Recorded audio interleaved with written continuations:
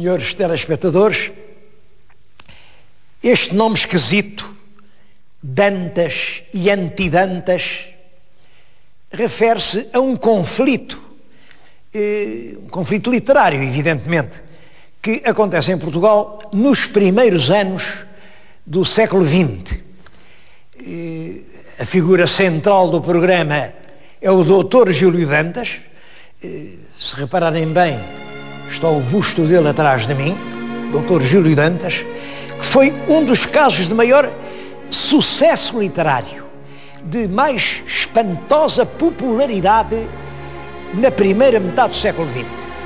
Em 1920, 30, 40, não havia ninguém em Portugal com um nome tão conhecido, tão popular, como o Dr. Júlio Dantas. Estou convencido dos senhores telespectadores que me estão a escutar, 9 em cada 10 nem nunca ouviram falar no Júlio Dantas. E os que ouviram, uns ouviram bem, outros ouviram mal, e estão agora a olhar para mim e a pensar: será que ele vai dizer bem do Júlio Dantas?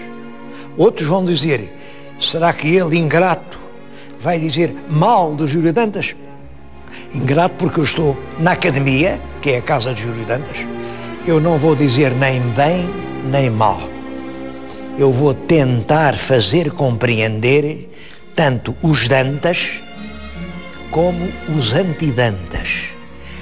O objetivo do programa é fazer compreender que há um processo, fatalmente um processo, em que há estrutura, uma estrutura instalada, e toda a estrutura provoca uma ruptura.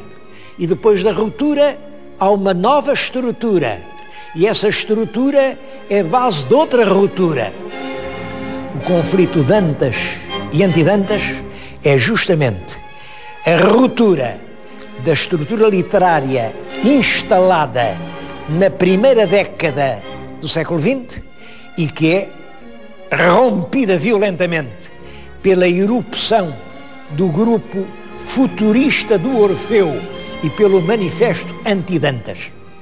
Eu vou-me atrever até lá em cima, vou-lhes ler um bocadinho do manifesto Antidantas. Mas primeiro vou-lhes ler alguns textos do Dr. Júlio Dantas.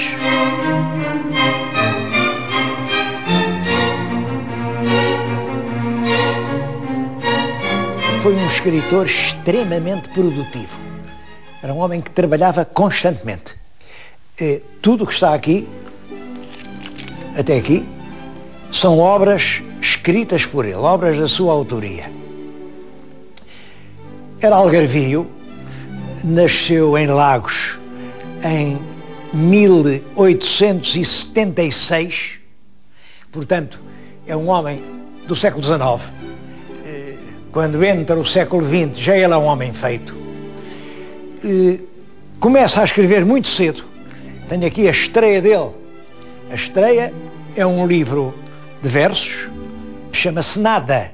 É um livro luxuoso. Tem aqui o retrato dele, o retrato quando ele era um rapaz de 20 anos. Dizia-se que era um homem com uns olhos muito bonitos. Os versos estão realmente muito ultrapassados pelo tempo e eu até, enfim, não vou ler nada deste Nada, mas este livro teve logo um grande êxito. Logo a seguir continua com uma série de livros que lhe dão, eu vou dizer alguns títulos que dão uma ideia da obra de Júlio Dantas. A Severa é o único romance dele, e mesmo assim eu acho que a Severa não é romance. São duas novelas metidas uma na outra. A Severa, olhem, é na Severa que se inspira o Leitão de Barros para fazer o primeiro filme sonoro em Portugal. Essa Severa, que às vezes ainda passa na televisão, é decalcada sobre um livro de Júlio Dantas. Outros tempos, esse saudosismo do outrora, figuras de ontem e de hoje. A Pátria Portuguesa.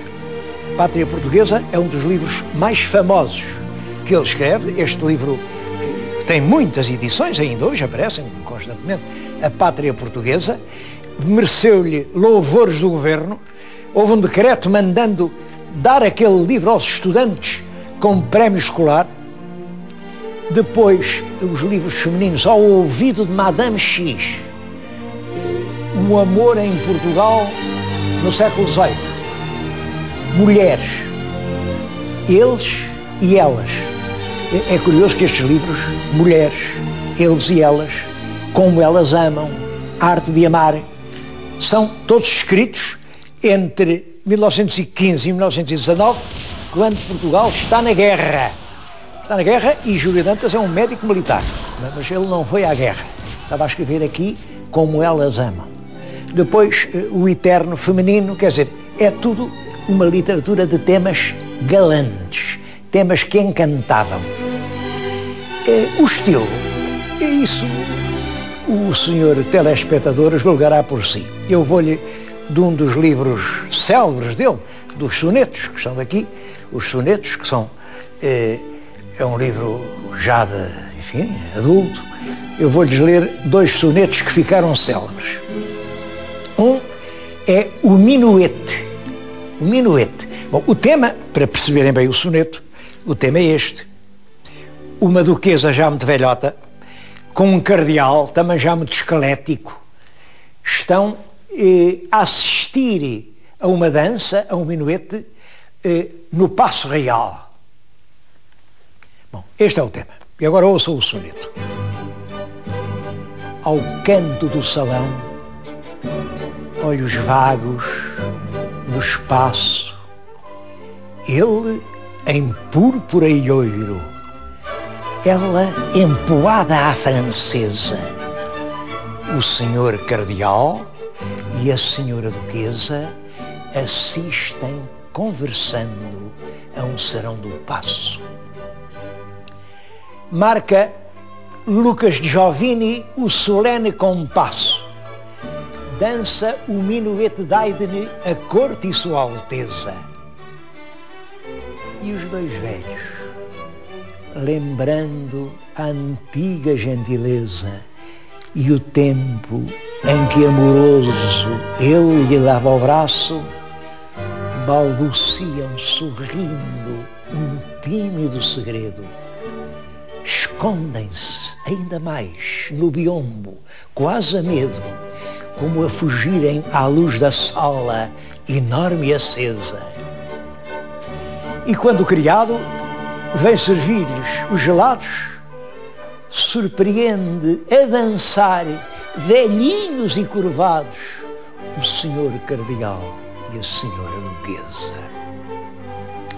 Esta saudade do tempo antigo, este ressuscitar, estes velhinhos que só existiam na sua imaginação, dominam um pouco a sua obra. Dos sonetos célebres, e que ele publica aqui nos sonetos, como de relevo, é o célebre soneto À Liga da Duquesa. Bem, para o meu telespectador moderno, hoje não sabem, claro, hoje com os colãs já não há ligas, mas antigamente as senhoras prendiam as meias com umas ligas de elástico muito complicadas, com os botões. Bom, o tema do soneto é este. É uma senhora duquesa que vem a descer, mas desabotoa-se uma liga e cai, e perde-se a liga e não aparece mais a liga. Bom, e o desfecho do soneto, vamos ver qual é. A senhora duquesa, uma beleza antiga, de bastão de limoges e de cabelo empoado, certo dia, ao descer do seu estufim dourado, sentiu desapertar-se o fecho de uma liga. Corou, quis apertá-la, ao que o pudor obriga. Mas voltou-se, olhou, tinha o capelão a seu lado. Mais um passo e perdeu-se o laço desatado. E rebentou na corte a tremenda intriga. Fizeram-se pregões, marqueses, condes, tudo procurava, roçando os calções de veludo por baixo dos sofás, de joelhos pelo chão. E quando já ninguém supunha, que surpresa, foi-se encontrar por fim a Liga da Duquesa no livro de orações do Padre Capelão. É claro que hoje o leitor fica muito frio perante estes temas que, enfim, que nos aparecem perfeitamente coisas supérfluas, e isto não são pequenas histórias. A verdade é que o êxito de Júlio Dantas deve-se, por um lado, realmente à facilidade corrente, ao estar de acordo com os sentimentos do seu tempo. Sem dúvida, é o escritor para a sua época. É um escritor brilhante, fácil, talvez o melhor adjetivo para classificar toda esta obra seja uma obra galante. É uma obra galante. Bom, mas a verdade é que Júlio Dantas tem outras grandes qualidades. É um homem muito inteligente, sem dúvida que é. É um homem transigente. É um homem que adapta com facilidade o comportamento à circunstância. É um homem muito aprumado, extremamente elegante, muito meticuloso em tudo quanto faz, extremamente trabalhador, e um homem que cultiva as relações mundanas. Ele é um mestre na arte de encantar os outros.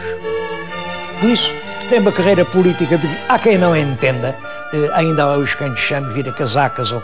Nada.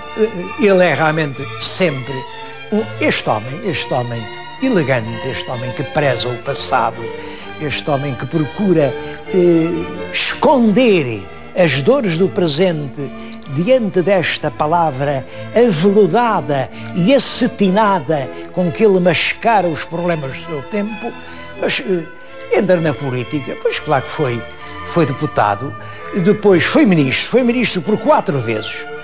2 vezes foi ministro dos Estrangeiros, na Primeira República. Outras 2 vezes foi ministro da Instrução Pública. Sempre por poucos meses, os ministérios nessa altura duravam muito pouco tempo. Mas fez sempre parte de ministérios que eram contra o Partido Democrático. Por isso eram ministérios de curta duração, porque os democráticos conseguiam derrubá-los rapidamente. Ele era mesmo presidente da direção do Partido Nacionalista.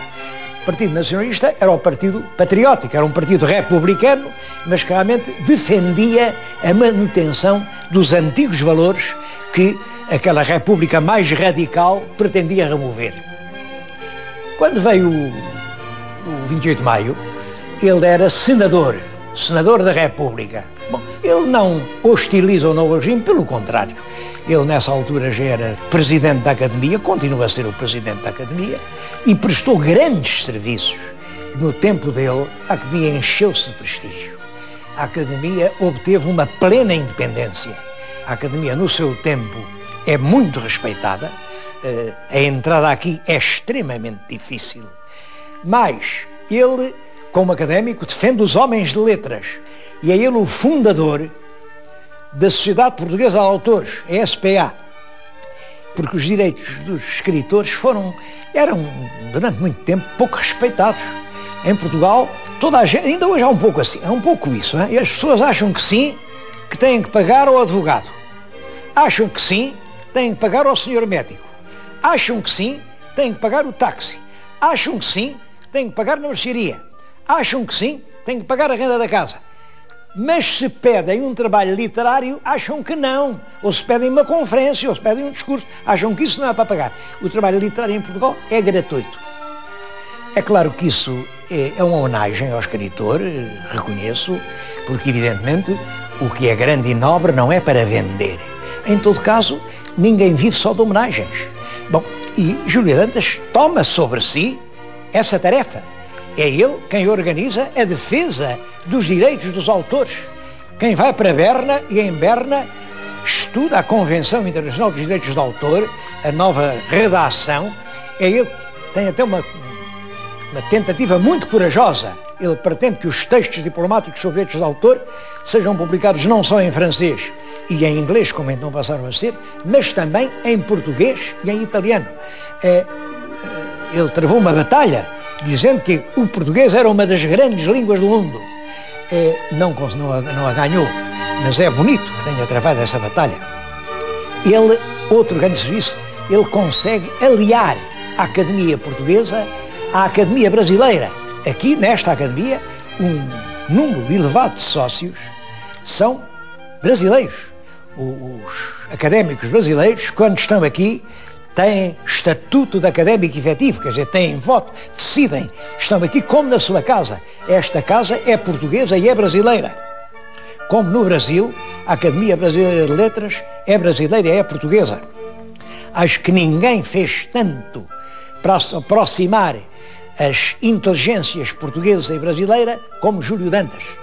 É, portanto, um homem que presta grandes serviços ao seu país, praticamente até à morte. Eu ainda o conheci aqui como presidente da Academia.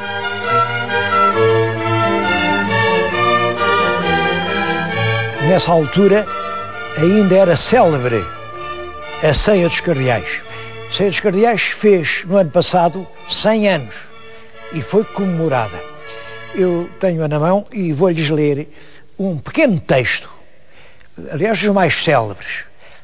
É uma peça de teatro, foi representada no Teatro Nacional e é em verso. Juntam-se 3 cardeais de vários países, cada um conta uma cena de amor da sua juventude, e o cardeal português diz o seguinte, e perguntam-lhe em que é que pensa, e ele responde em como é diferente o amor em Portugal.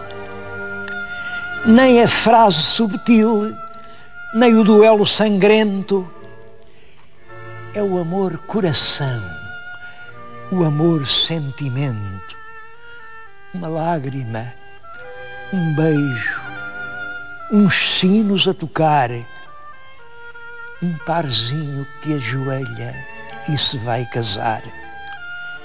Tão simples tudo. Amor que de rosas se inflora, em sendo triste canta, em sendo alegre chora. O amor simplicidade, o amor delicadeza. Ah, como sabe amar a gente portuguesa. Tecer de sol um beijo e desde a tenra idade ir nesse beijo unindo o amor e a amizade numa ternura casta e numa estimação, sem saber distinguir entre a noiva e a irmã. Fazer vibrar o amor em cordas misteriosas, como se em comunhão se entendessem as rosas, como se todo amor fosse um amor somente. Ah, como é diferente, como é diferente. Eu compreendo que estes versos emocionassem uma geração, mas também compreendo que estes mesmos versos escandalizassem a geração nova que nascia. Bom, além disso acontecia que Júlio Dantas realmente era muito formal. Olhem, os académicos têm direito a um traje especial. É um traje que é uma casaca dourada, um chapéu de plumas e mais. Até usam aqui num cinto muito bonito esta espadinha. Isto é a espadinha de académico. Bom, tenho nas mãos a própria espadinha de Júlio Dantas, porque mais nenhum académico em Portugal mandou fazer a farda. Mandou fazer a farda, a razão que a gente dá é que é caríssima, realmente uma casaca bordada a ouro é uma coisa caríssima. Mas a verdadeira razão é que essas vaidades, esses aspectos, essas exterioridades em Portugal não ficam bem a ninguém. E uma pessoa, se as usasse, só caía no ridículo. Por isso, não há nenhum académico que tenha espadinha. E eu estou-lhes a mostrar a relíquia das espadinhas da Academia. Foi cingida pelo académico Júlio Dantas, que legou à sua própria Academia. Claro, isto originou uma reação, e a reação veio brutal, brutal. Em 1915, a geração nova, a geração que percebe que no mundo não há só esses epitalâmios de amor, essas rosas floridas, esses amores entre irmãos. Há muito mais do que isso. Há problemas dramáticos, há desigualdades que é preciso remover, há questões urgentes, há uma guerra na nossa frente. E então, um escritor, também outro homem de grande talento, chamado José de Almada Negreiros, publica, em 1915, portanto, no cúmulo da glória de Júlio Dantas, o seu Manifesto Anti-Dantas. Manifesto Anti-Dantas e, por extenso, por José de Almada Negreiros, poeta do Orfeu, futurista e tudo. Isto é o cúmulo, futurista e tudo. A palavra futurista, em 1915, escandalizava profundamente os portugueses. Futurista, que eu falava agora. Futurista, isto era uma palavra escandalosa. Pois ele era futurista e tudo. Isto é uma segunda edição, não encontrei a primeira, mas tem aqui reproduzido exatamente o texto. Isto começa, como veem, basta, pum, basta. Uma geração que consente em deixar-se representar por um Dantas é uma geração que nunca o foi.